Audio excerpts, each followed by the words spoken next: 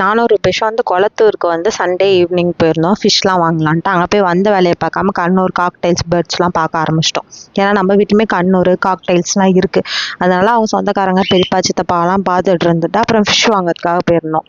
Fish வாங்க போனால் அங்கே கம்மி விலைக்கே வந்து கிடைக்கும் நல்ல ஃபிஷ்லாம். அதனால் வீட்டுக்கு வந்து கொஞ்சம் ஃபிஷ் வாங்கிட்டு வந்துட்டோம்.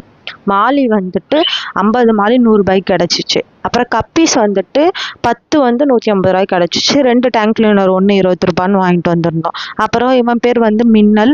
இவனுமே குளத்தூரில் தான் வாங்கிட்டு வந்தோம். ரொம்ப குட்டியாக வாங்கிட்டு வந்தோம் 100 ரூபாய்க்கு. இப்போ வளர்ந்துட்டான். அப்புறம் டெம்பரேச்சர் செக் பண்ணி தான் விடணும். செக் பண்ணி விட்டுட்டு அவங்களே கொண்டா பார்த்துட்டு இருந்தோம். அதுக்கப்புறம் ஃபுட்டு கொஞ்சம் வாங்கிட்டு வந்திருந்தோம். ஃப்ளோரானுக்கும் வாங்கிட்டு வந்தேன். அதுக்கப்புறம் காக்டெயில் கண்ணூருக்கும் வாங்கிட்டு வந்தோம் கம்மியாக கிடைக்குதுன்னு சொல்லிட்டு. அப்புறம் உட்காந்து அவங்களே ஒரு 1 ஹவர் கிட்ட பார்த்துக்கிட்டே இருந்தோம். அதுக்கப்புறம் நைட் வந்து தூங்க போயிட்டோம். பார்க்கவே அழகாக இருந்துச்சு. அப்புறம் காலையில் எழுந்துட்டு லைட்டை போட்டு முதல் வேலையாக அவங்க வந்து போய் பார்த்துட்டு கொஞ்சம் வந்து ஃபுட்டை வந்து போட்டுட்டு அப்புறம் பார்த்தா கிளைமேட் ரொம்ப சூப்பராக இருந்துச்சு. கிளைமேட்டை வந்து பார்த்துட்டு இருந்தேன். அப்புறம் மஷ்ரூம் பிரியாணி செஞ்சிடலாம் அந்த கிளைமேட்டுக்கு ஏற்ற மாதிரி பார்த்தா பசங்க அதுக்குள்ளே எழுந்துட்டாங்க. அப்புறம் மஷ்ரூம் பிரியாணிக்கு தேவையான பொருள்லாம் செய்ய ஆரம்பிச்சிட்டேன். செஞ்சிச்சு ஆஃபீஸ்க்கு அவங்களுக்கு கட்டி கொடுத்துடலாம் அப்படின்னு சொல்லிட்டு.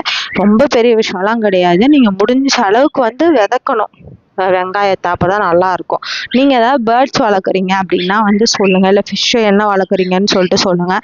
எங்கள் வீட்டில் இருக்க பசங்கள்லாம் வந்து ரொம்ப வந்து டேலண்டான பசங்க. காக்டைல்ஸ்லாம் வந்து எல்லா பாட்டுமே பாடுவானுங்க. அதுக்கப்புறம் வந்து பட்டுக்குட்டி அப்படின்லாம் ஒரு சில வேர்ட்ஸும் பேசுவாங்க. அப்புறம் பார்த்தா ஃபிஷ்ஷை நான் காலையில் பார்க்கும்போதே கொஞ்சம் இறந்து போயிருக்கு. நான் கவனிக்காமல் வந்து ஃபுட்டெல்லாம் போட்டுட்ருக்கேன். அதுக்கப்புறம் பார்த்து அதை எடுத்து வெளியே போட்டாச்சு. காக்கா சாப்பிட்டோம் அப்படின்னு சொல்லிட்டு. இதில் இருந்து நான் என்ன சொல்லுவேன்னா, நீங்கள் பெட்டு வளர்க்குறது பெரிய விஷயம் கிடையாது. காசு இருக்குது இடம் இருக்குதுன்னு வளர்க்கக்கூடாது. உண்மையாகவே உங்கள் மனசில் வந்து தைரியம் இருந்தால் மட்டும் தான் நீங்கள் பெட்டு வளர்க்கணும். ஏன்னா நம்ம லைஃப் டைமும் அதோட லைஃப் டைமும் ஒன்றும் கிடையாது. அதனால அதோட மெமரிஸ் மட்டும் தான் நம்மளோட இருக்கும். இதை அக்செப்ட் பண்ணிட்டு முடிஞ்சவங்க மட்டும் பெட்டு வளங்க. பாய்.